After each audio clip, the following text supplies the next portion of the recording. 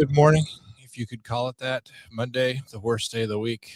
And perhaps more than many Mondays, this feels like a genuine, terrible day. I guess not because of any one thing, but just because of a lot of things. Um, it's interesting, I guess, the way that the timing works out. But on one of my other podcasts, I did an episode about Australia and massive violence as it relates to the Port Arthur site back in the 90s.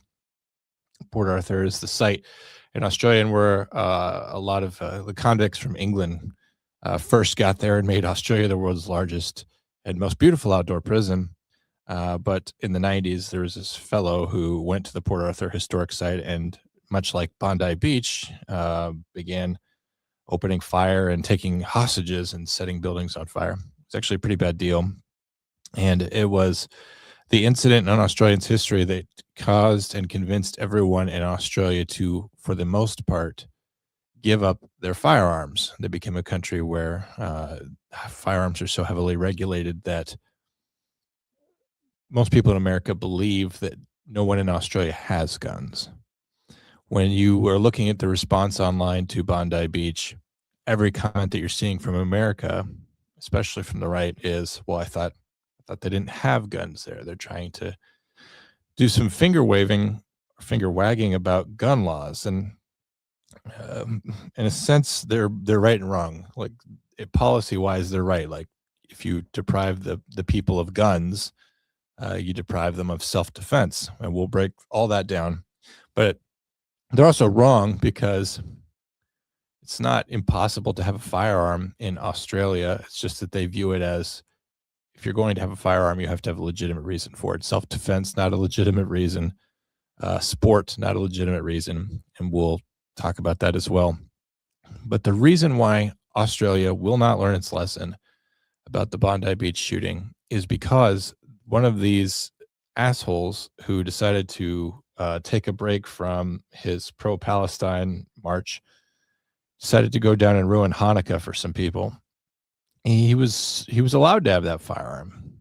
He had gone through a lengthy and expensive process to become someone who was allowed to have it. And so now the question in Australia is not, should we have firearms? Although I doubt that really any variation on the events which transpired would have allowed or would have suggested anyone in Australia, particularly the mainstream, the government, or on the left, to say, well, we ought to have firearms. But now it's like, he was allowed to have one, and look what he did with it. So our firearm laws are still too lax. And we'll see the governor, the premier of New South Wales, the state in which this occurred, talk about it. But I wanted to refocus us and say, when it comes to gun laws, I think that the world is replete with evidence that firearms laws do nothing to protect anybody. We have gun-free zones. We have states like Illinois where gun laws are as rigid as anywhere as you'll find in America, and yet every weekend, handfuls and dozens of people die in Chicago, of course, from gangland violence and other violence. Same in Detroit, same in California. Places in America where it's hard to get guns is also where you find the highest level of gun violence. As conservatives, our go-to lines are that, guns don't kill people, people kill people, and that when criminals are disallowed from having guns, well, we ought to ban murder. We've banned murder. We've banned aggravated assault. The fact that there's a law against shooting someone already doesn't stop them from shooting it. So why is the law against a gun going to do the same thing? Australia's idea is that you have no guns because guns are illegal and then people will be safe. Well, in Great Britain, where they also outlawed, for the most part, guns, they're talking about introducing a tax on knives to reduce the number of knives because people are stabbing each other. It's innately a part of human nature. Violence, it's going to happen. How do you respond to it? Well, if you take legitimate tools of self-defense away from people, all you do is cause the bad people to have leverage over them.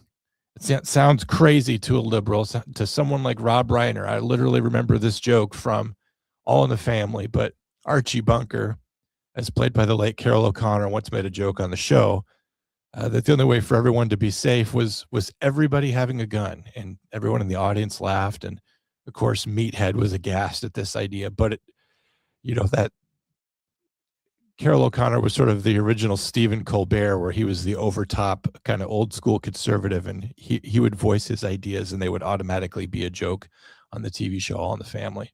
But the truth is that in a room of people, if you have a bad guy pull out a gun, the only way to stop that violence is with a gun. You have to meet him where he's at. You have to escalate to where he's at. I've made this joke plenty of times. In fact, I made it on the episode of Hard Time. But the problem with gun violence, particularly in bad cases like this, where we have 15, 16 people slain, the problem with this gun violence is not enough gun violence, because if someone else had a firearm and was able to take this person out early on, lives would be saved. And of course, that's not what anyone, when it comes to the government of Australia, of New South Wales, is talking about. But let's talk about one absolute hero to cheer you all up. You have all seen these videos by now. They circulated all weekend. On a Sunday morning of rampant radicalization for me, I sat, it didn't help that I was watching the Bears and Browns game. Like, that's a game that's going to radicalize you too, because it's not going to interest you at all. But I just couldn't stand watching the Chiefs play one more time. You guys have seen this video of this absolute hero, and we'll talk about him. I had to take out the sound because that will nuke a small channel like me, but he charges an armed man. He takes several rounds. He got injured in this, takes the rifle away from this absolute maniac, and with great courage takes him at gunpoint. Here's what separates an Australian person from a United States person, an American. This guy wants to do the right thing. You could tell he's a good guy. So he signals that, he's not the shooter. He puts the rifle down against the tree, and this guy ends up kind of like jogging or running away. It's good that this guy was brave enough to charge a guy with a long gun and take it away from him. That's wonderful. He was injured for that, and he saved many lives just by forestalling the violence. But it shows you that there's no faith in Australians' government at all, that if he's holding on to a gun, that he's not going to pick up some charge of possession of a firearm, without a license. In a moment which calls for a certain amount of action with a weapon. I'm not saying to just take him out unarmed. That's what we all feel like doing as Americans when we see violence like this and we see the gun taken away. We want to see him just lit up from toe to head. We want to see him unzipped in a hail of bullets. We want revenge. I think that's a basic emotion, and you can't take that revenge, but I won't condemn you for feeling that way. But he puts the weapon down against a tree. That's a very Australian thing to do. It's because he has no confidence. You could say, well, it's also the safe thing to do in such a chaotic environment, and the idea of an active shooter at Bondi Beach. The police roll up in Australia. They see someone with a firearm. That's your guy. You're going to just take him out, right? So I understand that the culture of Australia and the laws of Australia have also made it a very good idea to put down your gun when the police are responding to an active shooter. But it also led to this situation. You've probably seen this video. And again, I had to take out the audio because the sounds of shots will nuke a small channel like me. But you've seen this, and you've seen these guys. They're up on some kind of high ground, like Obi-Wan on Mustafar. They have the high ground here, and they're completely unimpeded. They're firing rounds in all different directions. There's civilians very nearby. You can see that they're just literally right there, that you have good people who are trying to figure out the best way to approach. The police eventually do get some rounds off and take out the dad and the sons there, very cowardly, throwing up his hands. He doesn't want to get shot. He'll inflict that on others, but he doesn't care about he cares about himself. He views his own life as valuable, so he doesn't want to get shot. But what's important about this video, and it does go on for some time, my version that I'm showing you here is edited, but I want you to just get a load of this, okay? And not for the sake of the violence or the bloodshed or anything, but these guys are in a position of some tactical supremacy here. They've got some walls on the left and on the right of your screen. People are exchanging rounds with them, and they're somewhat protected. But look at the vantage point of this person taking the video. If the person with the vantage point who is taking this video was rightfully and lawfully armed, hopefully with a long gun of some kind to where he could effectively shoot across the street. You know, I don't know that a pistol would do it, but if a pistol was all you had, then go for it. A lawfully armed citizen from this vantage point would be able to take these guys down right now.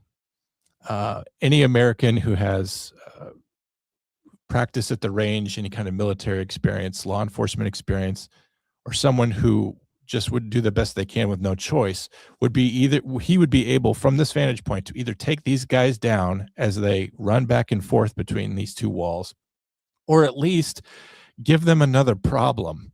If they're suddenly taking rounds from 3 directions, it might be that they feel too suppressed to continue fighting against the police who would be surrounding them. So what makes me sad about this video is that more Australian behavior, and it's not the Australian person's fault.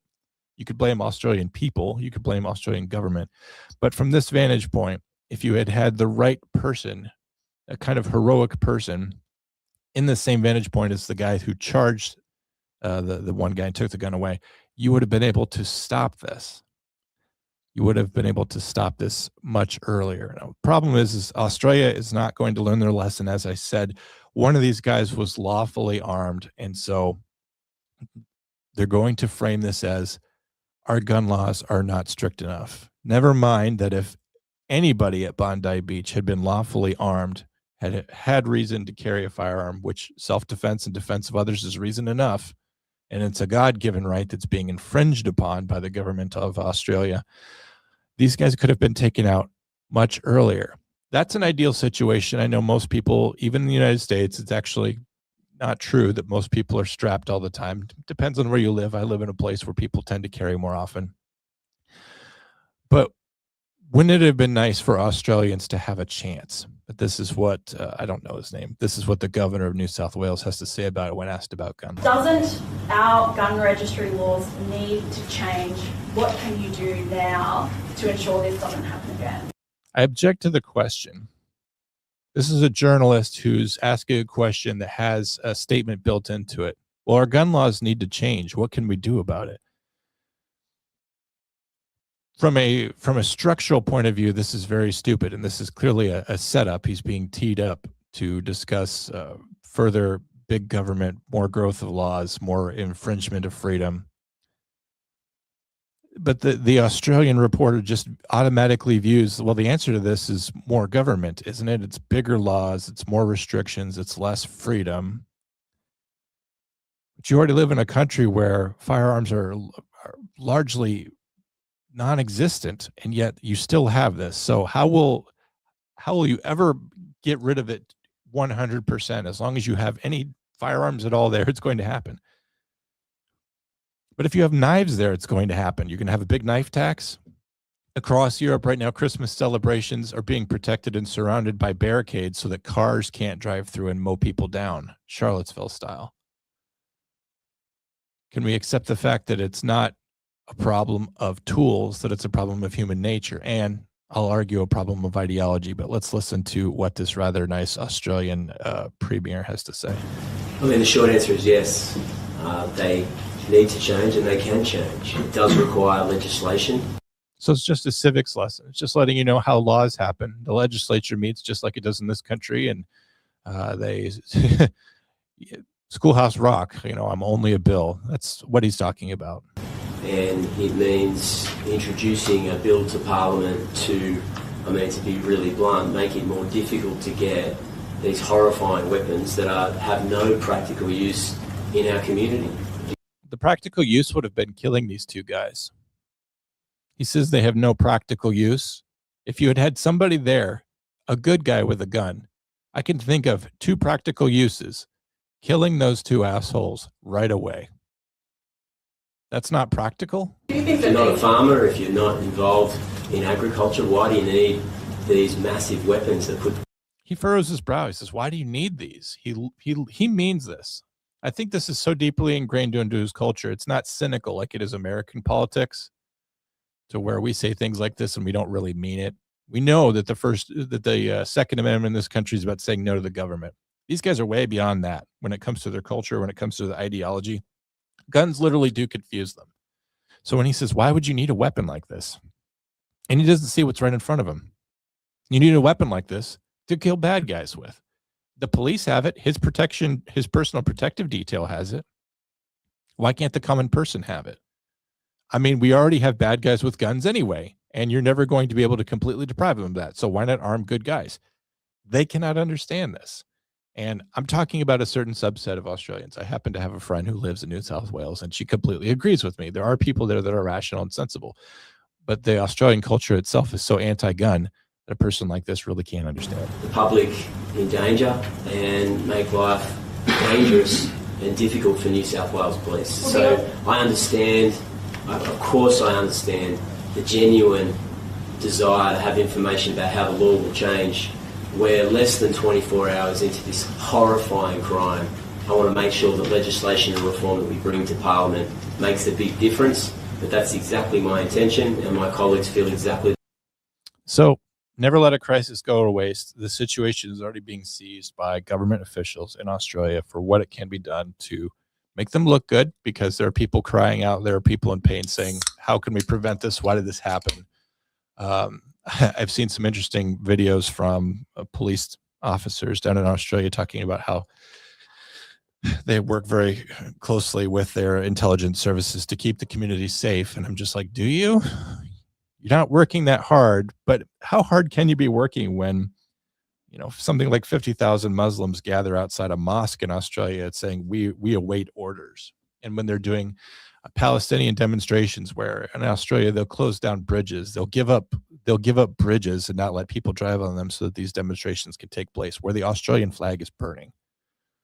But of course, Australians also hate their own flag. They've been completely deep fried in the self-hatred that's consumed Europe, white guilt over colonialism, the treatment of Aboriginal Australians, which is just replete with irony, right? Aboriginal Australia was destroyed by forced mass migration, right? The culture of Australia before the 1700s existed, and people coming en masse displaced those people and destroyed their culture. But if we talk about that happening today with Indians coming to Australia or other people coming to Australia, well, then you're a racist. It doesn't matter that we're in a sandwich of criticism, right? White people get to get blamed for displacing indigenous people in Canada, in Australia, and in the United States. We get to be blamed for that, but we also get to be blamed for not wanting the same thing to happen to us. When it comes to mass migration from Somalia or elsewhere on that continent, it's not nationally based, but it's colonialism all over again, just based off of sheer numbers. So we're in a shit sandwich where we're blamed for what we did, but when it's happening to us, we can't be allowed to complain about it. It's extremely frustrating. So I feel bad for those people down in Bondi Beach. Those are real human beings who lost their lives. But as I said, let no crisis go to waste, and I am already suspicious about what is happening. We live in a world where we can't really take anything at face value. We can't really believe anything that we see. Right now, I know that in the West, support for Israel is at an all-time low, at least within the context of my own lifetime. I don't know how it was back in the 40s and 50s and 60s. I don't know what support for Israel was like. I wasn't here. But even within the GOP, the party that typically says stand with Israel, among Gen Z Republicans, that's cratering out. There's no support for them at all. In fact, a lot of people have been questioning the narrative that George Bush Republicans and Reagan Republicans have been supporting for years, is that Israel is our greatest ally. And on a Sunday morning that I spent radicalizing myself and filling myself with unbelievable hatred, I just, of course, my algorithm's picking up on it and showing me all kinds of very poor treatment of Christians by Jewish people, people going to Israel to show support for Israel and being spat upon, being assaulted. And I think the Christians are misguided to be wholly Zionistic. I think you have to treat people individually on an individual basis as to whether or not you'll support them. I don't think that the Jewish people of Israel have that much regard for Christians. I think of course, they didn't like Christ. I mean, we can start there. If they hated him, of course they hate all of his followers. I mean, that's just pure logic. We don't have to come up with a modern reason about why people of the Jewish faith or the Israeli ethno-state might not like Christians. It started from the beginning of Christianity that they did not like us. So what am I getting at, though, when it comes to this attack on people celebrating Hanukkah on Bondi Beach? This is the problem with being someone who is always suspicious and not trusting anything or anyone about anything. Is you get a real tragedy like this where real actual lives are lost. And if you start talking too soon about it being a psyop or a false flag operation or even something that was allowed to happen because it will have convenient political outcomes for a certain group of people, you're seen as a monster. You're seen as a jerk, a conspiracy theorist, someone who's distracting from the truth about there being good and evil in the world. But I just look at the responses. Okay, so this is coming from outside myself, but as I'm scrolling and as I'm getting radicalized, I come across an Instagram page that's I don't know why they put this in there, but it was something like Judean First or some page like that. And it's just like, this is not something that should be coming up in my algorithm based off of anything that I've seen today. But it's almost like Instagram stuck it in there like, we can't help but notice you're looking at a lot of quote unquote anti-Semitic things. Why don't we have you look at this and then judge you based off of your response to this? But the comments were all, look at this Muslim attack. Muslim is the religion of terror, of death. And how is it that the entire Republican Party got completely hijacked into believing that Israel is the problem when you look at this and you can see that Islam is the problem? That's an appeal to a false dilemma, though. It's very black and white thinking to say, well, look at what these Islamic jihadists did. This is bad. Therefore, whoever they attacked must be good. And I want to carefully state that, like, I don't support people on a beach getting shot up, and I don't think that the people on the beach are bad people. I also had to get into it on Instagram recently. Bizarrely, someone criticized a picture of Spider-Man that I had drawn on my Instagram saying, well, for someone who hates Jews, it's funny how much you like Spider-Man and Captain America, these characters created by Jews. And it's just like, well, here's a higher level of thinking for you, but I can actually distinguish between the Jews and two Jewish guys, and I could distinguish between the Jews and the activities of a nation. Okay, so I could criticize Israel without being bigoted towards the religion of Judaism or Jewish people. And not only that, but of course, if I'm drawing Spider-Man, first drawn by Steve Ditko, as I draw him, I'm not making a political statement or thinking about the guy that drew Spider-Man, but people pick fights on Instagram. But you never let a crisis go to waste. And so what's going to happen out of this? Who's going to gain from this? We already know who lost. It was the people who died on the beach. We already know who's going to lose. Australians who are going to experience a further abridgment of their freedom. Who's going to lose? Future Australians who will be in future mass violence situations, who will be likewise completely unable to respond with like force to stop force. So they're all going to suffer, but who's going to gain?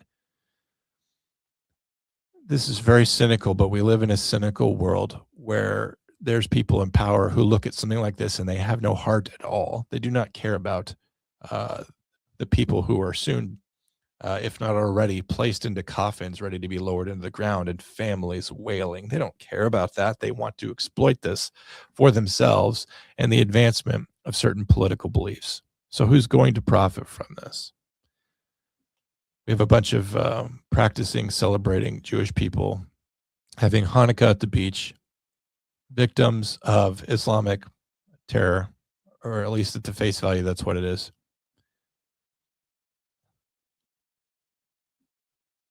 they're going to be in a position where they can exchange 16 lives already spent, already taken, and maximize the profit from that loss and say, here's why you need to stop hating the Israelites, the Jewish people, the people of the Israeli nation, and refocus your efforts on hating Muslims. And, as I'm scrolling and getting further and further radicalized, it's just, I don't hate the people at the beach, but I hate that the United States and the West is caught up in the 6,000-year-old blood feud. I can recall, even from a very early age, it must have been becoming politically aware for the first time at age 13 or 14. And I remember Clinton going over to the Middle East and dealing with the situation as it was over there, as it has been for 6,000 years, and trying to broker some sort of lasting peace in the Middle East.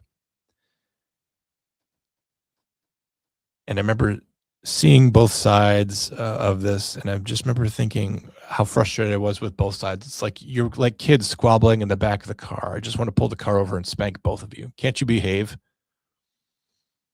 And then as I grew up and became more indoctrinated into the Republican Party to the point where I'm this guy that watches Sean Hannity and donates to the campaign of Mitt Romney. Yes, I got that bad. I was very, very, very pro-Israel. And I learned a lot about Hamas, and Hamas does some bad things. And it is kind of ridiculous that those who are seeking a Palestine state would elect a terrorist organization to be their government. I think that's very telling. And I have no doubt that they are very violent and cruel to the Israeli people. But we also need to have just truth in our discussions, that there's a reason why the people of Israel had to be given a nation. It's because they didn't have one, because they have been chased out of every place that they have ever lived. And despite claims that they have never deserved it, maybe other countries and other peoples would disagree to that. It's funny, the way that history is shaped. All my life, reading textbooks and understanding World War II, there's never any discussion about the Bolshevik revolution and how many Christians were killed in that. There's no talk about the Armenian genocide, and a genocide that Israel's responsible for and denies. They deny the Armenian Holocaust.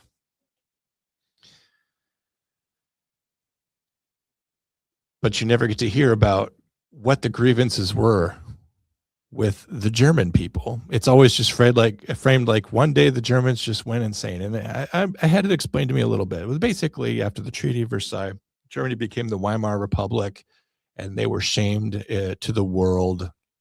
And the treaty was very unfair, and there was no economic rebuilding of Germany. And so we kicked people as they were down. We defeated them in World War I, and then made them the trash of the earth. And of course, they had a violent reaction to that. You have a guy come along and saying, well, you're not the trash of the earth, you're the master race. It's going to be very appealing for people who are downtrodden. And of course, like anyone else, they have social problems. So they're going to blame all their social problems on migrants, on gypsies, and on the Jews. But what you don't hear about is that the problems that Germans had with the culture were some of the same problems that we have today. Transgender ideology, pornography, deviant behavior, aberrant behavior as it was defined by Christian people in the mid-20th century. And when their books were being burned, what were these books? Well, they weren't books of knowledge. We don't ever talk about what the books were that were being burned. And I don't need to go into it here today because we're kind of going far afield, but this is all to say that you should be cautious about criticism of Israel being entirely illegitimate. People have grievances for a reason. There's a reason why these people have been chased all over the earth. And it's not because people are jealous of them of being God's people or of their divine mandate to be a shining example of what humanity is supposed to be to everyone else. If that's their mandate, by the way, I think they've fallen very short of that. But I've gone on 30 full minutes about that, so we don't need to do any more. We'll do some fun memes. We'll try to cheer you up. We'll try to send you on your way, but there's a few more serious things to discuss. Good morning to Felony Melanie. Good morning to Brittany, who I literally had to personally invite because otherwise she would not show up. She does not get notifications. Good morning to Abby and Anthony and Tyler and Taliu and Lauren and Jenny and anybody else that I may have missed. Oh, it's good to see Cupcakes, also known as Deadbolt Dame. She's here. It's nice to see you here for that. I appreciate the 10 people who I can reliably count on to show up every single week. I get some good numbers sometimes. My episode last week almost got 1,000 views, which, you know, compared to some of the company that I keep in the podcasting world is pretty good. But one has to wonder why that doesn't translate into new viewers. I guess people like my content, but they definitely do not want to come back and watch me again. This kind of rings true from real life. I'm better in small doses. You don't need guns. The police will protect you. Well, here you have 2 cops in Australia who froze, threw up their hands in surrender, and one hid behind a car. You like listening to me pontificate? Well, I only have 30 minutes of that in me. When I try to stretch it out to an hour, it's a little bit too long.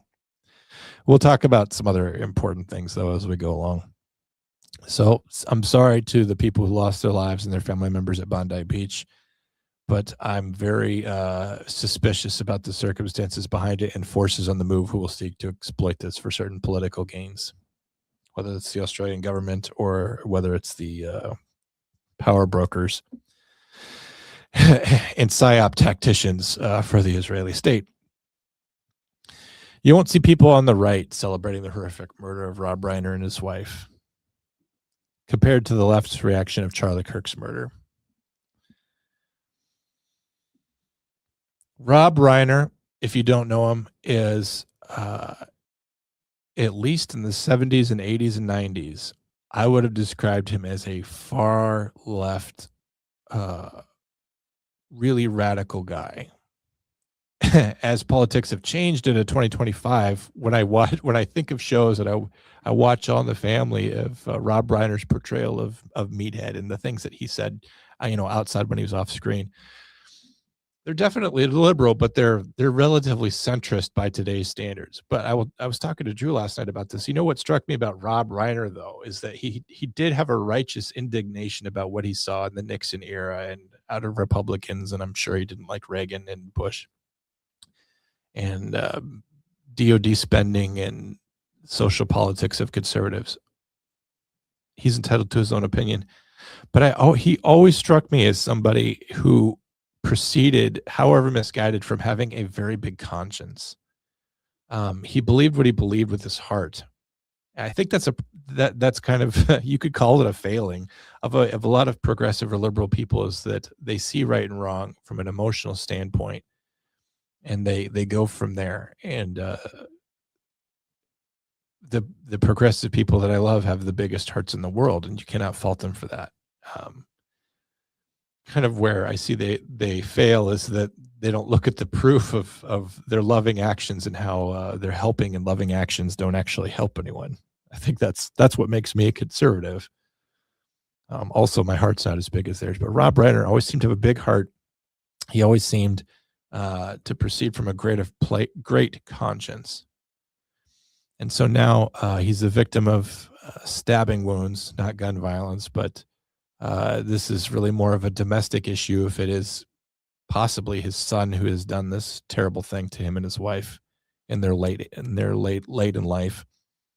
But you won't see that same kind of reaction. So Rob Reiner was someone who was a big voice on the left. He had settled down later into old age, but he was always that guy. But we're not celebrating the silencing of a progressive person or of someone who's critical of us. I'm just tremendously sad. This was a talented guy. He was so funny. Watch This Is Spinal Tap. If you want to have any idea of the comedic genius of Rob Reiner, he's in that. He plays the documentary in Marty DeBerg. And just Google This One Goes Up to 11. And he plays this scene. He's hilarious. And if you watch him in All in the Family, he's a perfect foil for Archie Bunker. And you can see that the show at the time, it might have been trying to be edgy or cool, but when you watch it in the 90s, it just shows how maybe both sides were a little bit too extreme. and how those extreme views could cause the dynamics of a family to suffer is kind of how you can view it through the lens of history. But, he's also, I believe he directed The Princess Bride, everybody's favorite movie. In fact, I have a bit about The Princess Bride. The Princess Bride is so well beloved by people that whenever this is just a personal policy of mine, but whenever The Princess Bride is mentioned, a group of people are talking, I always say, I've never seen that movie. Do you know why? It's to provoke this response, which I have gotten 100% of the time. You haven't seen The Princess Bride? They're always mad. They're like, how could you have not seen this movie? Because it's so funny, and it really is. I love, I'm not the biggest fan of that movie, but when you sit down and you watch it, it's hilarious, and that's all. It's directed by Rob Reiner. It's it's not just the writing of the movie, but it's the timing of that and the people that he put in that movie. And I think he also directed A Few Good Men, if I'm not mistaken. I might be mistaken about that, but another great movie. So a tremendously talented guy, but as I said, he always proceeded from a conscience. And I think I'm going to offer a little bit of proof of that. I like being correct on this show. So as it turns out, he did appear on Piers Morgan to talk about Charlie Kirk's murder. And in some ways, Charlie Kirk's murder feels like forever ago. It was only in September. It was September 10th. It was 3 months ago, but it feels like a year, doesn't it? But here's what Rob Reiner had to say about it. And I think this will show the tremendous courage and heart and conscience of a guy like Rob Reiner. First heard about the murder of Charlie Kirk, what was your immediate gut reaction to it? Well, horror, absolute horror. And I unfortunately saw the video of it, and it's beyond belief what happened to him, and that should never happen to anybody. I don't care what your political beliefs are. That's not acceptable. That's not a solution to solving problems. And I felt like what his wife said at the service, that the memorial they had, was exactly right. And totally, I believe, I'm Jewish, but I believe in the teachings of Jesus, and I believe in doing to others, and I believe in forgiveness. And what she said to me was beautiful, and absolutely, she forgave his assassin, and I think that is admirable.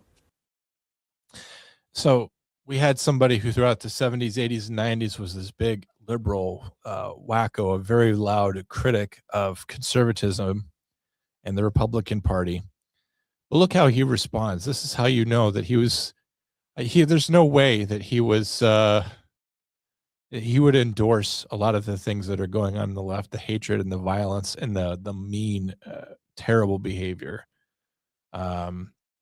Is look at how he responded to that, and I'm just sorry for Rob Reiner and his wife that now they're in a position, if true, that that wherever they are, they have to have some sort of forgiveness for their son. I think this is absolutely horrible. And another sad Hanukkah story, I guess, for the Reiner family. And it's just terribly sad because, as I said, a funny guy, a talented guy, probably disagreed with every policy he had in the 70s, 80s, and 90s. But he's, I think, a great example of how even people of good conscience can disagree when that conscience is intact. I think now what we're seeing from people who, and I'm sure it's on my side too. I like, as I'm sitting there scrolling on Sunday, I'm not feeling a lot of conscience about things, but people of good conscience can disagree. And it's the conscience that's disappearing, that's causing our politics to become more violent, more divided. And I think Rob Reiner, maybe I wish more people had seen that, because it could have set an example for how we should always respond to seeing things like this, that it's not acceptable. It's not a way to settle differences. And it's better to make a funny movie or even have a loud yelling diatribe about it, as maybe Rob Reiner would have had it as most passionate. I do remember Rob Reiner most as Mike Stivic. He was called Meathead on the show as a put down. But it's just tremendously sad that that also happened over the weekend. But let's try to pull up because we're now at 40 minutes. There's been nothing but sad things, and I want to keep moving this along. It was also a big weekend for sports. Phillip Rivers, I see him warming up on the sidelines, and the guy's fatter than me. Sort of amazing. He had with all the clips that I have, I didn't get this one, but he had kind of a motivational, inspirational talk after the game about how just not to be afraid of things in life, that you might be scared of failure or things going wrong. And I guess he coaches now young people, I presume, to play football. But he said something about maybe this will show, the kids that I coach to not be afraid of things not working out, of things, possibly could go wrong or whatever, and to take the chance. And he just was really, before the game, he was really hyped to be back, to have the opportunity to play, to be with some of his teammates who were there in 2020 in Indianapolis. And it was a close game. They did lose to Seattle. I'm really glad that Phillip Rivers didn't get hurt or anything. There were grievous injuries. Just continuing on, Micah Parsons got hurt, and I'm not happy about that, because I do like Micah Parsons. I don't like the way he behaved, and I think his behavior to get him out of Dallas necessitated his leaving the Dallas Cowboys, and I'm fine with it. He wanted to be elsewhere. He was. What I tell people about the Micah Parsons trade is that you're talking about a guy who's a generational talent, playing edge, defensive back, wherever he wants to be on the defense. Linebacker is traditionally his role. He's so good he can play anywhere. But defense itself is so neutered by the NFL that he can go and do his job to the best of his ability and draw a flag for it. Or he'll do his job to the best of his ability and he'll be held by two guys. When I used to do Illegal Shift, I used to show footage of Micah Parsons putting pressure on a quarterback, and two guys would literally be holding him by his pads, and it wouldn't draw a flag, and he would be going to the referees like, why aren't you flagging these guys for holding? It's because the league doesn't let defense do his job. So when a guy like him, as talented as he is, wants a lot of money, I'm like, so you want to get paid a lot of money to what? So that the refs don't care when you're being held, or when you just gracefully escort Tua Tagovailoa to the ground, you get a 15-yard penalty for roughing the passer. You're phenomenal, but you played a position that just tends to be an absolute liability for someone with your talent. We actually need someone who's slightly less talented so that you don't draw penalties.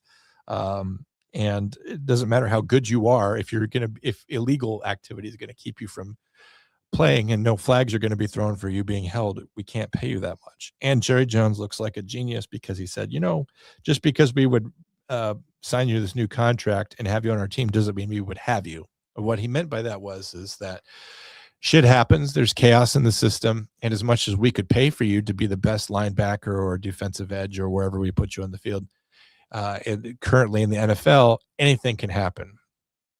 We could pay all this money for you, and then in week 1 or in week 15, you could go out and tear your ACL or whatever happened to his knee. And so that's what happened to him. So I feel very bad for him. It does make Jerry Jones look like a genius, though, and Packers fans have got to be very sad about that. Chiefs fans, I got to say, just, I don't know. You don't want to be mean to the Chiefs, I guess, but you got to do. Right now, as it stands, the Dallas Cowboys statistically have a 1% chance of going to the postseason, to the playoffs. The Chiefs are at 0%. Those are numbers I like. I like those numbers, 1% versus 0%. It's like, well, we're not technically eliminated like the Chiefs are. But when I was watching the Thanksgiving game, I got very frustrated about Patrick Mahomes, because this guy just gets a lot of protection and a lot of leeway from refs. And this guy, has he ever had a call for intentional grounding, his entire time that he's been playing? It seems like the narrative in the NFL is that, the Chiefs get whatever they want when it comes to penalties. And when they lost that game against the Cowboys, it must have been because the refs were in it for the Cowboys. They were so used to the privileges being afforded to them by the referees that fairness seemed oppressive to them, right? But I remember watching the game with Patrick Mahomes, and I got frustrated because it's like he's the face of the league. He's on all these State Farm commercials. He's the modern Tom Brady, and just in the same way that Tom Brady was protected above all others as the face of the NFL and the absolute draw financially for the whole of the NFL, to say nothing of the Chiefs organization. It made me very angry because it's like other teams have to deal with season-ending injuries. Dak Prescott, I think, twice has had season-ending injuries where he's done for the year. And it's something that other teams have to deal with. The Colts, case in point, they have to call up a guy who's been retired for 5 years to come in and play because they've got nobody. It's after the trade deadline. They can't trade for anybody. They just have to find a guy. And so it bothered me because it's like somehow the Chiefs are protected from this. I know Patrick Mahomes is only 30, so he's not exactly a high mileage quarterback, particularly when no one's allowed to hit him. So he's still in good shape. But, all these Chiefs fans who are kind of puffed up and they think that they're so good, it's just like, well, wait until something happens. All these other teams that you think you're so much better than, they have problems. They have football problems, right? Daniel Jones getting hurt for the Colts is a disaster for their great season. He's on course for comeback player of the year. Daniel Jones is, which I don't think you should give it to somebody who just sucked before and is good now, but he was on course for that. And it's like the Chiefs need to maybe have a little humility and a little taste of what it's like to just play a legitimate football game and have a traditional football problem. So I'm not happy that Patrick Mahomes is hurt. It looks like he won't be returning until probably a year from now. So the next season will be likewise hampered, but it makes me feel good to know that Chiefs fans are at least having to endure a little bit of that, which every other team in the NFL has to put up with, which is really sad and critical and unfortunate losses due to injury. So that's all I'll say about that. So it was a big season, it was a big weekend, even in sports. But yeah, on Sunday morning, as I'm failing to take any interest in the Browns and the Bears, I don't know why I decided to watch that game. I'm just sitting there scrolling and I'm just becoming more and more radicalized. And I realized this is the year where I really became radicalized. I don't think that my political views are similar at all to what they were last year. And I'm always joking that I'm always becoming more and more conservative. And I am. But man, did my beliefs change a lot this year. I'm at the point now where I don't think that most of my views can be shared here. My private thoughts, my beliefs, I consider talking about this. Oh, I should talk about this on the show. I'm like, well, I shouldn't talk about that on the show. It'll destroy my life. The YouTube will immediately turn off the feed. That's how radicalized I am. And I'm looking at my Christmas decorations in my house, and I'm trying to remember that the world is a fallen place, and the answer to everything, all of these problems, when it comes to the Israeli state, when it comes to Islamic jihadist terrorism, and when it comes to the Chiefs, the answer is always Jesus. And I'm trying to remember the cliche that he's the reason for the season, and I'm barely holding on to that this year. I don't think ever before. Sometimes, like I've been in the grips of a great apathy about my faith, and it's I'm not holding on to it tightly enough. But this is like the year where I'm just like, I'm so full of anger and I'm so full of hatred. All of this other hatred going on that I allow into my life through my algorithm, through the cell phone, is really making me hateful. It's really ruining my peace. And I remember before I was a podcaster, I got away from all this, and it was making me a lot happier to be away from it. And the world is never going to be a better place. So I've got to find a way to, now at minute mark 50, cheer all of you up and cheer myself up so that you can go off and face the rest of Monday, hopefully, with feeling better about it. But I do arrange my memes in a certain particular order, so we're going to transition gently from the political into the strange and absurd, and then we'll end the note where I think is the funniest memes, which are the most depressing memes. So let's get on with it. I'm curious as to what the Somalian migration into America truly does for us as a country. They keep saying the line is that they're somehow making the country better. That's the line from Waltz and Ilhan Omar and various of the people, that they're enriching the country. They're making us better. Can you tell me how? Like, give me substantive things Tell me how we are better off today with Somalian refugees than we were before they got here. Like, give me something really substantive. Did they build a bridge? Did they build something? Other than like some vague idea of them contributing to our gross national product or something, a domestic product. Can you tell me what it is? What's the overall benefit? What do Somalians bring that we don't already have? What is the benefit to the country? Well, it appeases the consciences of people who feel bad about being white. When you have people who are at town council meetings or county commission meetings or whatever that was and saying, I hate being white. I'm ashamed of being white. It's hard to be white. You look at everything going on and, well, it appeases their conscience, I guess. What's interesting is that I'm not from Minnesota and I don't live in Minnesota, but I am from this area, kind of in the kind of Minnesota adjacent, nearby, one or two states away. And I remember moving out here in the year of our Lord, 2003. And it was a very different culture from the one I came from in Virginia. Because when I got here, like I couldn't help but remark, like, gosh, damn, there's a lot of white people here. Like where I was from in Virginia, huge military presence, right? So people are coming and going from all over the world. That was what I was used to say nothing of like the large population of African American people in the South and just lots of different people. I mean, I went to school from with the girl who sat next to me in chemistry was Cambodian, and I played Pokemon with a Korean guy and Hispanic people and Cubans and Puerto Ricans. Like we had everybody, and it was fine. I liked it. And I came out here and I experienced some culture shock to the point where one time I was at a park and I saw this Asian guy, and like I said, Cambodians, Laotians, Filipino people. I went to high school with all these people.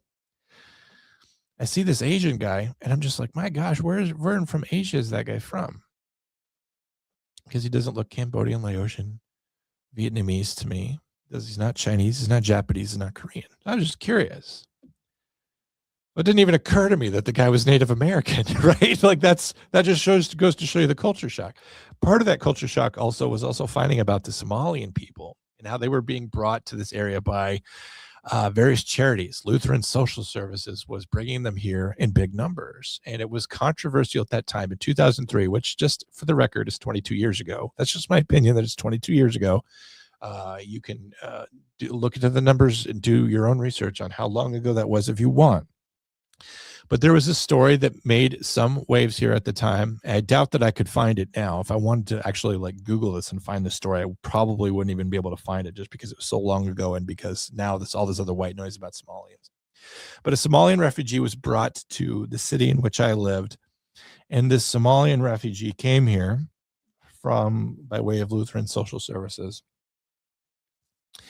And he committed a sexual assault on a female minor, which is horrible and is also something that white people do sometimes.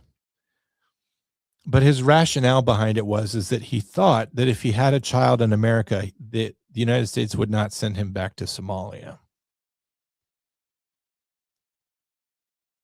So he got here as an act of charity. He liked it in the United States, I guess. But then he thought that the best way for him to not be sent back was to commit an egregious and vicious crime.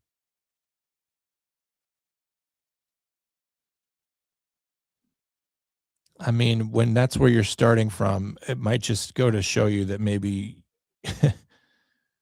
you're not prepared to live in the West. And case in point, look at the Star Tribune from way back in the day, from 20 years ago. Somalians are funneling millions of dollars to East Africa. This is just the mere fact that it's the Star Tribune newspaper, a newspaper which I think barely exists anymore. But at one point, this was the place to go in news if you live in the Twin Cities. This is 25 years old. The Star Tribune has everyone beat on the story by 25 years. 25 years ago, when we had actual reporting at the Star Tribune, they're reporting that money was being funneled from Minnesota taxpayers to the Horn of Africa. It says the money flow right there, right above a map of Somalia. Minnesota immigrants have supported relatives left behind, but U.S. agencies are investigating whether some money funneled clan wars. So we knew about this 25 years ago, but now Tim Walz can claim ignorance about it. It's been a problem here since before I got here. And it's a problem that I was made aware of as soon as I moved out here. But you're going to tell me that longtime Minnesota residents and Minnesota people in government have no idea? You're going to tell me that journalists in the area have no idea when 25 years ago, the Star Tribune, the newspaper, in the year 2000, was reporting on this very thing. They can claim ignorance. This is something I was talking about at the beginning of the show. Just remember, white South Africans don't belong in South Africa. Even after 400 years, they don't belong there. They're colonizers. They're aliens. They don't belong in Africa. White Americans are invaders in America even after 500 years. People like me, I'm an invader even after 500 years. I don't belong here. Australians, they're invaders into the continent of Australia, robbing the sacred and ancestral lands of the indigenous Aboriginal people of Australia. Canadians, let us take a moment to recognize that we are on stolen lands in Canada before we talk about anything in Canada. But the third world illegal migrant who got here last Tuesday is just as American as you and as anyone else. And if you call him an invader, that would mean that you're racist. Can we not just acknowledge just the inherent insanity of this? And if you think this country was stolen by white people, or Australia by white people, or Canada by white people, or South Africa by white people, if you think it was stolen, how can you not be in favor of a robust border and immigrations policy? They get to have it both ways. You could punish all white people for something a white dude did hundreds of years ago, meaning, possibly slavery. But don't you dare punish the Somalis for something that tons of Somalis are doing every day, right? It's coming out in the news every day, some other kind of fraud. It's been coming out for 25 years, some kind of fraud. But we cannot talk about the things that they are doing right now without being racist. Tim Walz continually cornered on the Somalis and what the Somalian people are doing. And he says, well, there's a lot of white people to forgive as well. There's a lot of white people. Just cannot look critical of any group of people. And it's because his fate is tied to their own, because if he condemns them and he's like, well, how did they get here? And he's like, well, my policies, in a way I'm responsible for this. In the same way that Spider-Man is responsible for the death of Uncle Ben, so is Tim Walz responsible for all of this fraud. I guess he had the power and the responsibility to stop it, but he did not. Imagine looking at Valley Forge. The Battle of Valley Forge, for all my Canadian and Australian friends, was an important battle in the American Revolution, in which there was a lot of starvation and suffering and death from just being cold, freezing to death, waiting for winter to end so that you can continue to fight the British. But imagine being at Valley Forge. This is a picture of Valley Forge. Imagine being there, someone who's fighting, someone who's eating hardtack and gruel, and your arm just got amputated without any anesthesia because you were shot by a cannon. And you're looking at this and you say, what this really needs is 100,000 Somalians. We got to bring in 100,000 Somalians. That will enrich this country. Imagine also being at Valley Forge and suffering and dying and waking up in the morning to find one of your buddies frozen to death in the night. His eyes fixed, completely frozen solid. And you have no food. You have nothing to even brush your teeth with. You have no medical care to speak of. And thinking that you're fighting for some sort of vague, multicultural, post-Christian experiment. Do you think that's what the soldiers of Valley Forge or Ticonderoga or Saratoga or Lexington or Concord, do you think that's what they were fighting for? Some sort of vague, multicultural, post-Christian experiment. That's what America is about. Do you think that's what America is about? That's what they say. They say this is what America is all about. They say America's a melting pot. I don't think that the people who fought these terrible wars, the siege at Yorktown, The Battle of New Orleans. I don't think these people felt that they were fighting for some vague post-Christian multicultural experiment. And the Battle of New Orleans was fought by people of a lot of different cultures, but I don't even think even they were fighting for that. U.S. firefighters are overwhelmingly white and male. Here's why that cringy truth needs to change. This has to have been before L.A. burned down, right? Lauren Chen says, screw white men and their disproportionate likelihood to put their lives at risk in order to save others. Yeah. Screw the fact that they could feel a calling in life and be driven by empathy and want to be heroic and protective. Of course, that would be framed as though plenty of people of color or of different persuasions felt the same way, but were being denied. They kicked combat veterans out of the military for refusing to get the vaccine.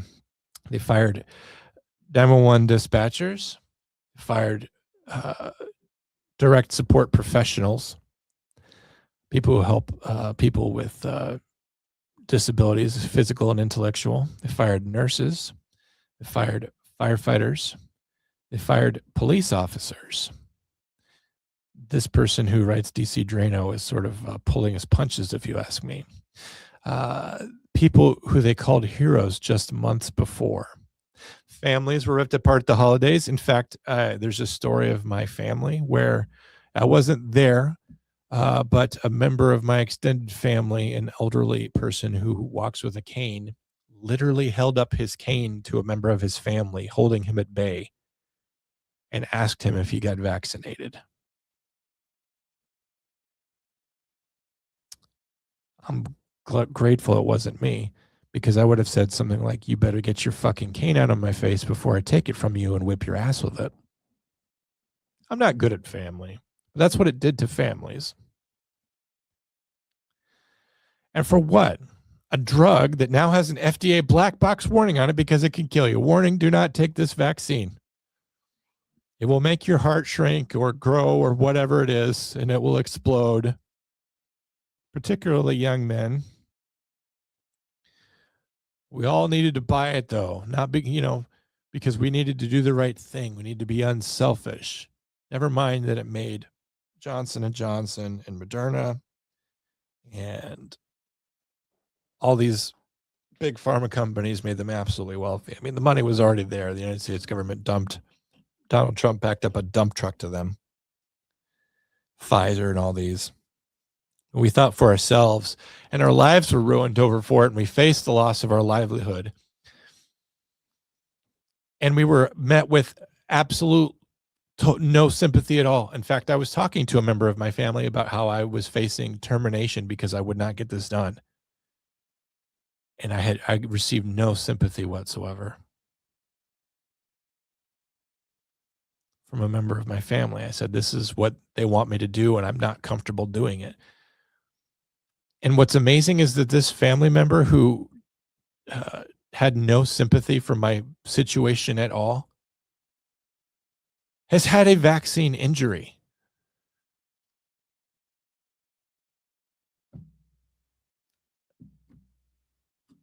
And I guess I am a grudge holder.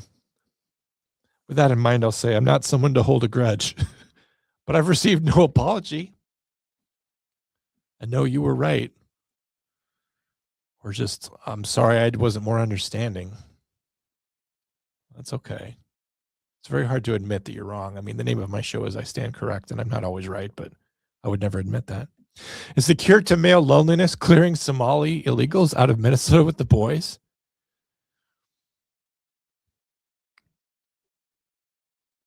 I hate most people, so it's very hard for me to deal with my male loneliness because I don't want to hang out with anybody. So maybe I should do this instead. Go play the real life ICE version of Call of Duty. And the thing is that I've been very motivated to like join ICE. I'm too old, but on the other hand, Philip Rivers is going out there at age 44 and playing for the Colts. So maybe I could become one of these guys, right? If Philip Rivers could go play an NFL game, I could go join ICE, couldn't I?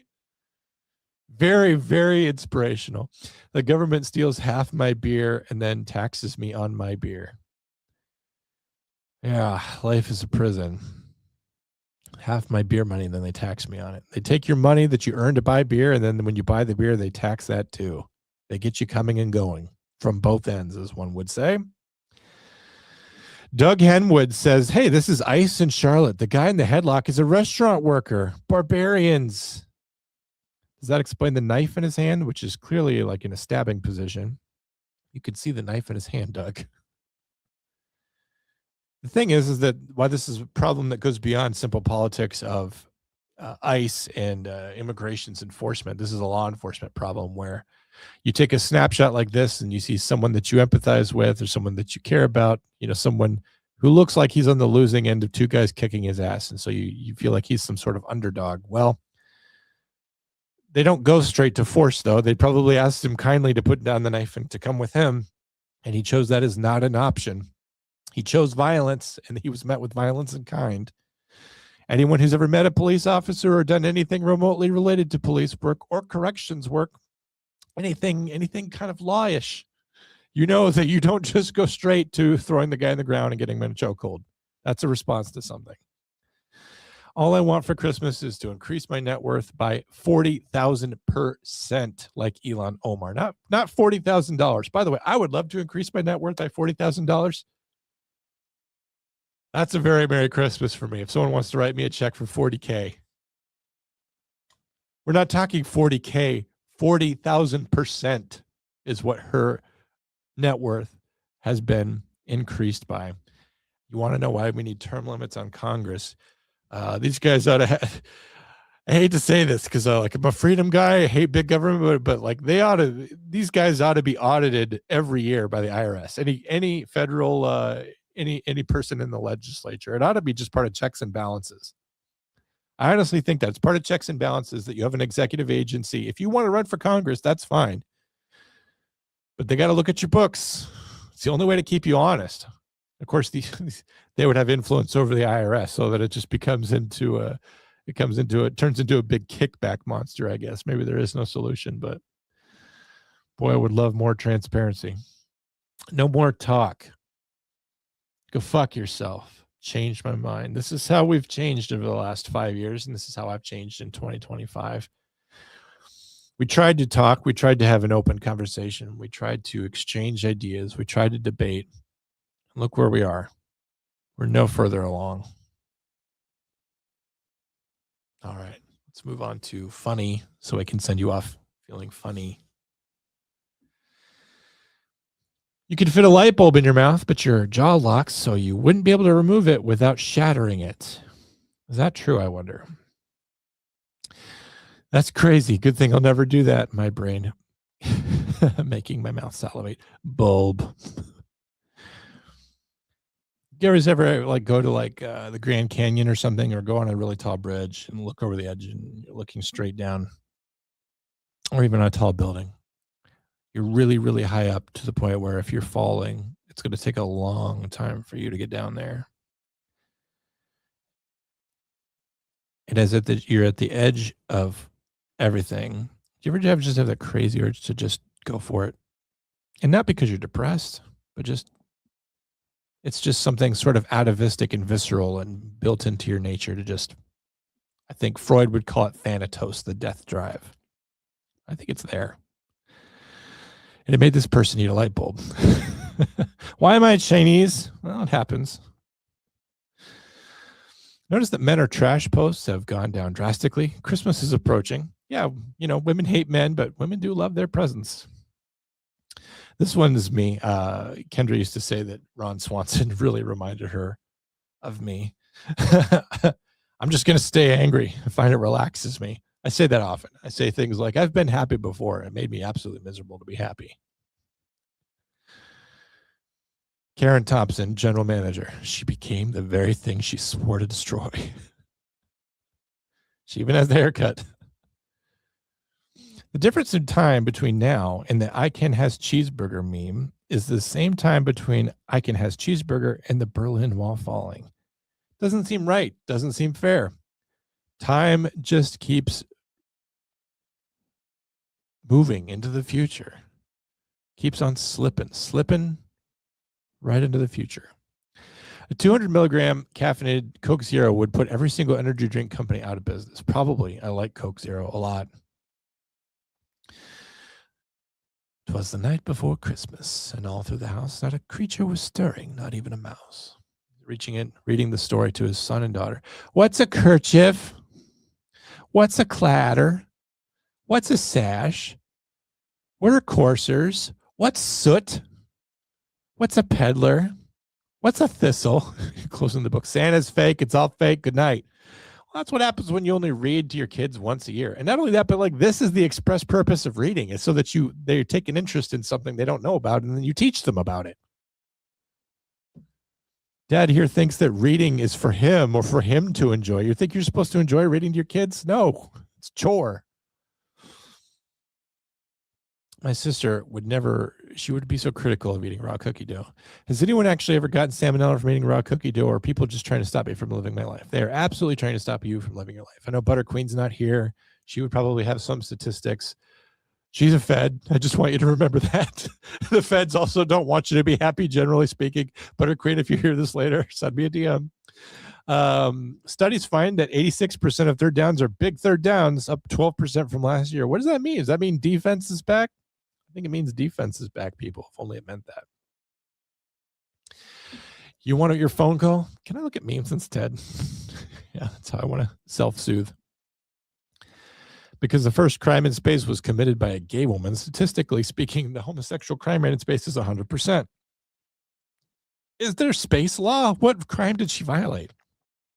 If there's no law there, and the jurisdiction of space, how can you even violate the law? And then what? You have no jury of your peers because the jurisdiction of which crime took place was space, where it has no legal residence. So, I don't know. Frozen banana, $4. By the way, I didn't mention that space is not part of America. It absolutely is. We own space and the moon. Frozen banana, $4, dipped in chocolate, $1.50. Warning, chocolate dip contains all allergies. Contains all of them. Just told a guy talking on his phone in the library to shut the fuck up. And everyone applauded me. So I told them to shut the fuck up too. Quiet, it's the library. Home Alone 2, the dad screams bloody murder because Kevin spent $967 on room service, but he also abandoned his young son twice. Maybe shut the fuck up. Here's the thing about that. Kevin knew what he was doing. In Home Alone 2, he's a lot older and he's a lot more mature. He's a lot more self-confident. He's not afraid. The first one, he hides under the bed. This one, he gets to the airport and he asks the lady, what city is that out there? And she goes, it's New York City. And he realizes he's not in Miami or wherever the family has gone. He doesn't say, oh my gosh, I'm on the wrong plane. Can you get me on a plane to Miami? That's where my family went. He goes, I'm going to be fine.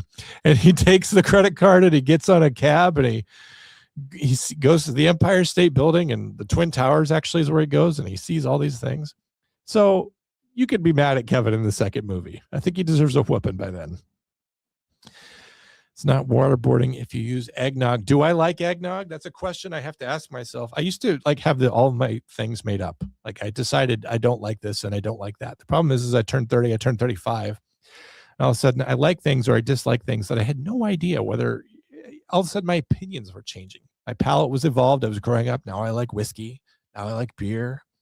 Now I like lifting weights, all these things I never did before. So nothing about me is really ever permanently settled. So I wonder about eggnog. Well, as a child, I was given eggnog. My mom would give me eggnog and I liked it. But then I had too much eggnog, or I entered a phase in my life in which I did not like eggnog. But now I see recipes where it's like, here's my eggnog recipe. And like, of course, it's boozed up, like eggnog with amaretto in it. I want to try that, but don't I hate eggnog? But the point is that nothing about me is really fixed or decided, I guess. Let's go back to the chats. Lauren Smith said he didn't want the 72 virgins. Yeah, the guy who held up his hands, he doesn't want to go to heaven right now and have sex with 72 virgins. That's the thing that drives them, I guess. He just held up his hands, though. Sounds like immigration laws around the world need to change. Yeah, no kidding. Everyone needs to go back from whence they came. Uh, hell, we should almost just do a total reset. If I could get every single person on Earth back from where they came from, fine, I'll go back to Norway. As long as the Norway I'm going to isn't the Norway of today. John, I don't know if you've spoken on this, but what is your hot take on Candace and Erica's meeting today? I don't know anything about it. I have not been paying attention to that at all. I know that Candace Owens has been, people are saying that she is attacking the legacy or the message or of Charlie Kirk and Erica Kirk. And I know that she's, I guess, been pretty terrible towards the Kirks. But I don't know enough about that to comment on it at all. I hope they're meeting because they're going to come to some kind of understanding about something, I guess, just because general amity, that would be nice to have. Anyway, congratulations on your 1,000 views. It wasn't quite 1,000. It was 900-ish. I enjoy listening to you pontificate. They are not armed. Well, some people in Australia are armed, case in point. I always think of Rob Reiner as an artist and an entertainer, director. It really hurts my heart that he died that way. Me too. He directed Misery. That was a good movie. And When Harry Met Sally, that was a good one too. Misery was a very good movie. Oh, and didn't he direct Stand By Me? I love that movie. If he directed that movie, I believe he did. I love that movie too. The crush you had on Carrie Elwes, Princess Bride. He didn't deserve that. Was it their son who did it? That's what they're saying right now. Of course, that's, very early on, and who can say? I know that initially he was missing, so of course he's either in danger himself or a prime suspect. Reminds me of Phil Hartman. Yep. That was also a domestic situation that ended in murder. The left on how they've been attacking Erica Kirk has been absolutely disgusting. Yeah. And Rob Reiner, even though he was kind of a leftist wacko, kind of someone who was way out there, at least in the 70s, 80s, 90s, he was not somebody who piled onto that, and he was someone that condemned it. That's, like I said, he had a conscience. I saw one article on it 4 hours ago, and it didn't mention the suspect. That's why when everything's very new, I'm very hesitant to say anything, because it's like the rumor mill runs away right away with this. I don't know what happened. Romy, the daughter, immediately found the parents and directed Nick to the police. He had a long battle with drugs. Nick is in custody. John, you went from not reading conversations amongst each other to not reading the chat at all. Well, here we are. For those of you that love Harry Potter, go get a Coffee Mate Butterbeer Creamer. All right. Thank you. Thank you for adding that to the conversation, Brittany. I'm not ashamed of being white because it's simply out of my control. How about you not be ashamed of being white because there's nothing wrong with being white? Don't say it's because you're out of your control. You should be proud to be white. We invented the Colosseum, and we came to a country where people were chasing around buffaloes with pointy sticks, and in 200 years, we turned that into a place that sent men to the moon. We invented the car, the airplane, the 40-hour work week. We did it all. We lead the world in making the world a better place, and we are a beacon on the hill, as Reagan put it. You don't need to say, I'm not ashamed of being white because it's out of my control. I was born this way. I can't help it. That's certainly true, but why can't you recognize the outstanding contributions that white people have made to the history of civilization? Why is it everyone wants to come here? It's because we've built something great. And for all those people who want to say black people built America, well, first of all, everything they built got destroyed in the war to save them. Okay, so everything that they built got blown up in the Civil War so that they could be free. So you're starting over from scratch there. But also, I want to ask black people in general, so you built this country, and maybe it's still standing, maybe it's not. DC is still there, but Atlanta's definitely gotten rebuilt. What have you built since?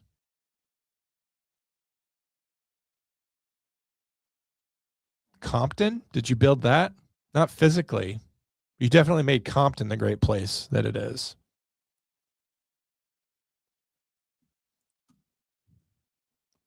I blessed her with this seed. That is what she thought. Culture and belief systems are the base differences, not the way we appear. I don't know. I've come to believe that maybe differences are a little bit more than skim deep. I thought Australia was a dumping ground for criminals by the British too. It is. I mean, it was originally, but it's also like a legitimate country now. I didn't mean to get you all pissed off, Tyler, but it always seems like a very easy thing to do. What did Elon find to have to make a fake fight with 47 and stop the good work? Makes you wonder. Well, he found a lot of stuff, but then Trump had the big, beautiful spending bill. So basically, Elon did all this hard work for 5 months. He essentially found $20 in the couch. And then Donald Trump said with Republicans, hey, we're going to go out and we're going to go buy a yacht. So the spending, Elon realized it's pointless to be chasing after these small leaks and these small indiscretions and all this fraud when the system itself has no interest in preserving the value of the American dollar or the history or the future of the United States. It's like saying we're about to drive off a cliff, so make sure you turn on your turn signal, you know? Reading to kids absolutely is a chore. I hate my children. I hate reading to them. Last Saturday, got Jingle Bell books. There you go, Tyler. Just checking on and but busy listening and loving you all. Thank you, Jenny. You know what did get blown up after wars? Castles. They're still standing. Yeah, who built the castles? Good point.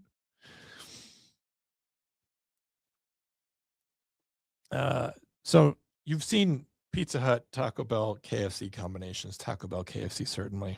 I've been to one. There's a new combination, Taco Bell and urgent care. They have the same drive-through. You go through, you get your burrito supreme, and then you're already queued up for the line of urgent care. Hold up. New swag just dropped. This is game-changing, everybody. Nacho cheese flavored Marlboros. They got Cool Ranch. I'm down for that. By the way, I had my first nicotine pouch thing last night. Loved it. I guess that's all I'll say about it. His greed sickens me. Of course, all the goth girls love Santa. I wish all of you a white Christmas. Hope it's a nice, beautiful white Christmas for you this year. Just hanging out, waiting for you guys to figure out that voting isn't working. Yeah, voting's not working. And a lot of it seems like important issues all over the world are not being put to a vote, like whether or not to allow millions of migrants into the country. Why isn't that a ballot issue? They just do it anyway. All of you people out there who hate me for saying Gulf of America, I know we get a lot of hate for that, but just, I like to stand correct here. There have been 151 recorded hurricanes in the Gulf of Mexico that we know about, that we've recorded since we started recording them. There have been 0 in the Gulf of America. That's right. We've made the Gulf of America great again. Me with a time machine, I am going to smoke a cigarette in the mall. That is what I would do. I'm going to go bowling and smoke the entire time. Developing a new sport called huge baseball. This one could be big. You like baseball before, you're going to love huge baseball. Telling the other guy in the therapy waiting room, oh, he looks insane. Getting there, getting to Christmas. Hope you guys are all ready for that. There's 5 types of Christmas songs. By the way, point of contention, I hate it when anyone writes Xmas. You too lazy to write Christmas? Or if you want to go full schizo, you could say this is all part of a complex and broad campaign to remove Christ from Christmas, and that's how you wind up with Xmas. Look, snow. I watch it. Santa's horny. Let's all get schnackered. The birth of Christ is ushered in a new age, and no man shall taste eternal death. Those are the five Christmas songs. What's it called when you're introverted but have often taken on numerous leadership and outgoing roles in your life? That pretty much describes me. You're an omega male. You see a crisis in leadership, a deficit in leadership. No one to step up to the plate. I'm not in it for your revolution, man. Total Han Solo. All of a sudden you're there. You're introvertuous. I'm here to help, but I'd rather not be. That's me. I think this one reminds me of Ginny. Oh my God, you go to the gym? I love guys who go to the gym. The gym I go to. The Viridian City Gym, I believe. The number of memes you share is directly proportional to your depression. That's why we have this show. Made a whole show out of it. People driving brand new $40,000 rides want to road rage. Yeah, you think you're tough shit? You're a brand new Jeep Wagoneer, Cadillac Escalade, Lincoln, whatever. I'm in a Chevy Cavalier. I will kill us both. Are you tired of greasy pots and pans, stubborn kitchen spray stains, messy sponges and sprays? Me too. I wish the sun would devour the earth. I used to be a night owl, but as I've gotten older, I've become more of a person who doesn't function at all. Really, within the last 2 weeks, I would say I am tired all the time now. What is happening to me? Maybe it's just Christmas. Literally the most wonderful time of the year, you stupid bitch. Sometimes the healed version of you is meaner. I would say that has been my arc over the last 10 years. I went through a bit of a spot of bother in 2013, 14, 15. I am not at all the same person. I am meaner now. And then I've spent the last 10 years just getting meaner is a way of life, is a way of earning money. Who are you kissing on New Year's? A tree at 120 miles an hour. That's my New Year's plans. I'm not waiting until midnight for that shit. Telling a woman how you feel is like bleeding in front of a shark.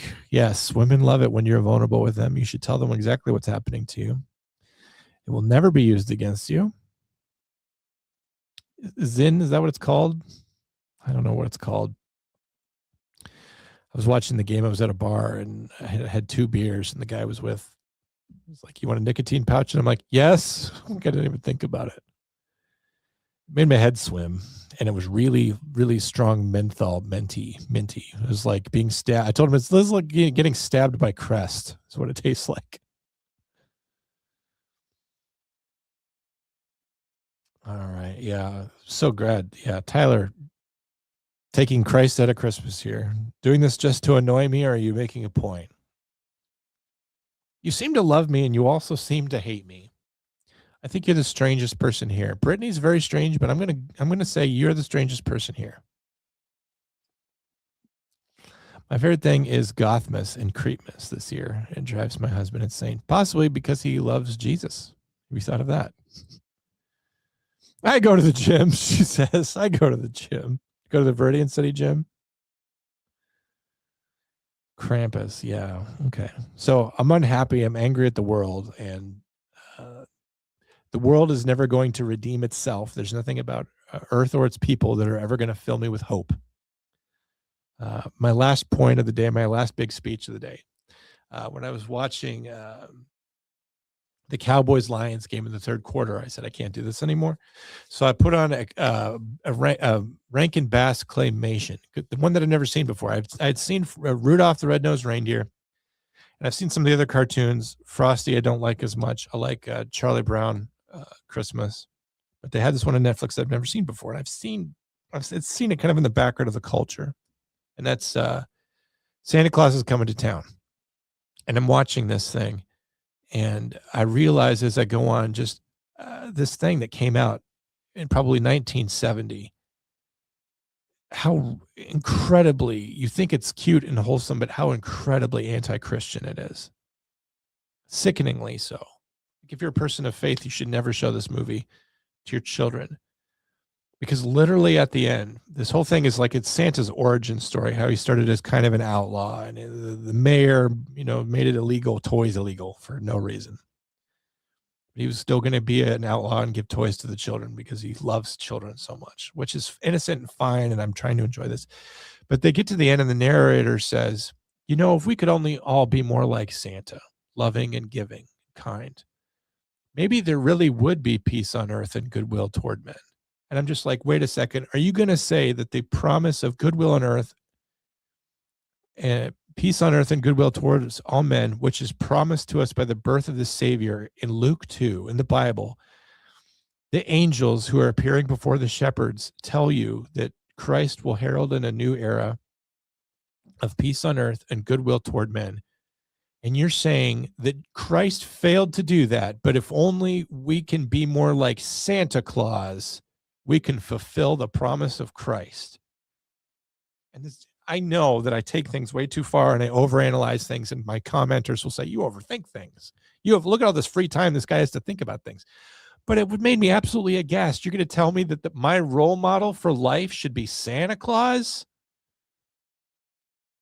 Some shallow, vapid guy that, generous, kind, but there's no salvation there. You get a present and it breaks. I want the enduring gift of eternal life.